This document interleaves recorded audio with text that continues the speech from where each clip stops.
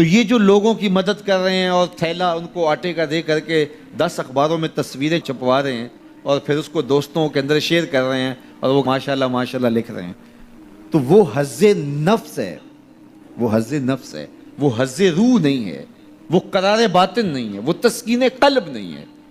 تو عبادات کا ایک سرور ہے، ایک لطف ہے، حلاوت ہے، ایک مٹھاس ہے جو اہل ایمان کو حیات طیبہ کی صورت میں نصیب ہوتی ہے۔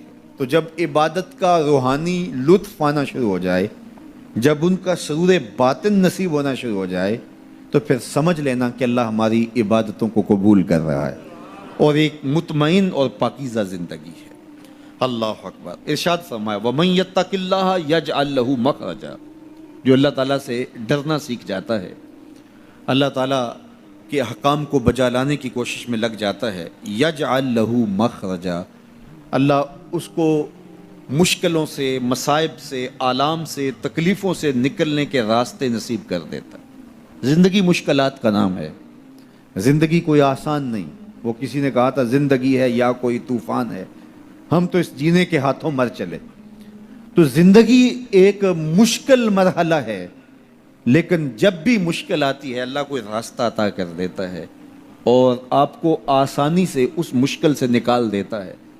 وہ مشکل آپ کے لیے ذلت کا ذریعہ نہیں بنتی، بلکہ اس مشکل کی کوکھ سے ایک راستہ نکلتا ہے اور جو ہے وہ روشنی پھوٹتی ہے۔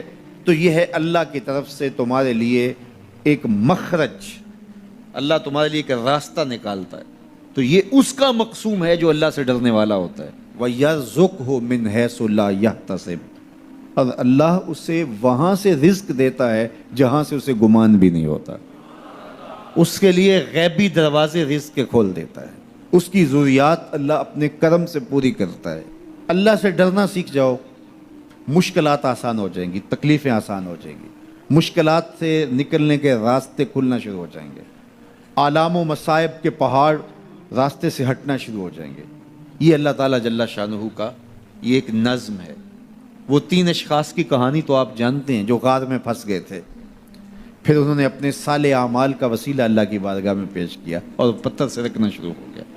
تو اللہ فرماتا ہے کہ میں راستے نکال دیتا ہوں اور وہاں سے رزق دیتا ہوں جہاں سے اسے گمان بھی نہیں ہوتا۔ وَمَن يَتَوَکَّلْ عَلَى اللَّهِ فَهُوَ حَسْبُهُ، اور جو اللہ پر بھروسہ کر لیتا ہے اللہ اس کے لیے کافی ہو جاتا ہے۔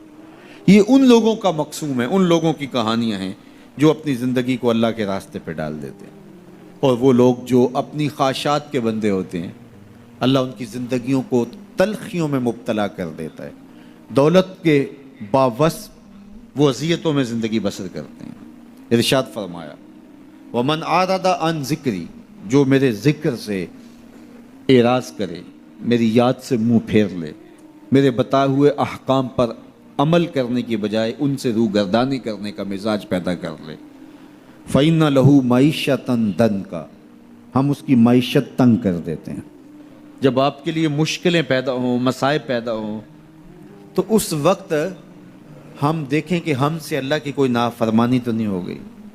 جب اس کی نافرمانی ہوتی ہے تو پھر آپ پر مشکلات آتی ہیں، آپ کی معیشت تنگ ہوگی، آپ کی اولاد نافرمان ہونا شروع ہو جائے گی، آپ کے معاملے پیچیدہ ہونے شروع ہو جائیں گے، لوگوں سے الجھاؤ پیدا ہونے شروع ہو جائیں گے، اور مخلوق خدا سے آپ کی دوریاں اور جو ہے وہ لوگوں کے دلوں میں آپ کے لیے نفرت کے جذبات پیدا ہونا شروع ہو جائیں گے۔ یہ دلیل ہے کہ آپ سے کوئی ایسی بات ہوگی جس سے آپ کا رب آپ سے ناراض ہے، اور جب آپ کا رب آپ سے راضی ہوتا ہے تو آپ کے لیے راہیں کشادہ ہونا شروع ہو جاتی ہیں، راستے کھلنا شروع ہو جاتے ہیں۔ اس لیے مشکلات میں اللہ تعالیٰ کی طرف رجوع کریں۔ بعض اوقات ہوتا ہے کہ ہماری عبادتوں کا سرور باطن حظ نفس میں تبدیل ہو جاتا ہے۔ ہم سمجھ رہے ہوتے ہیں کہ یہ سرور آ رہا ہے، یہ سرور باطن نہیں ہوتا، یہ حظ نفس ہوتا ہے۔ آپ کوئی نیک کام کر رہے ہیں اور پھر اس کی نمائش بھی آپ ساتھ کر رہے ہیں، تو اس سے آپ کے نفس کو ایک سرور ملے گا، نفس خوش ہوگا، وہ ایک پھل جھڑی کی طرح ہوتا ہے۔